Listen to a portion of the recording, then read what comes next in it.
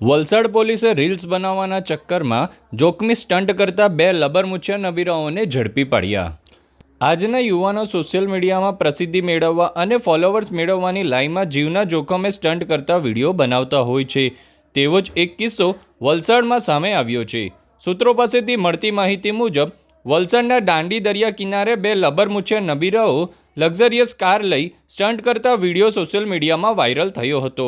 જે બાદ વલસાડ પોલીસ દ્વારા વાયરલ વિડીયોના આધારે તપાસ કરતા મહિન્દ્રા કંપનીની ઠાર કાર નંબર GJ21CE0025 ને બે નબીરાઓએ ડુંગરી પોલીસ સ્ટેશનના હદ વિસ્તારમાં આવેલ દાંડી ગામના દરિયા કિનારે બનાવેલ હોવાનું સ્વીકાર્યું હતું। ત્યારબાદ વલસાડ ડુંગરી પોલીસે રોનક હસમુખભાઈ પટેલ રહેવાસી ધરમપુર અને જય અનમોલ પટેલ રહેવાસી ધરમપુર આ બંનેની ધરપકડ કરી કારને પોલીસ સ્ટેશન લાવી તેઓના વિરુદ્ધમાં ગુનો દાખલ કરી આગળની કાર્યવાહી હાથ ધરી છે।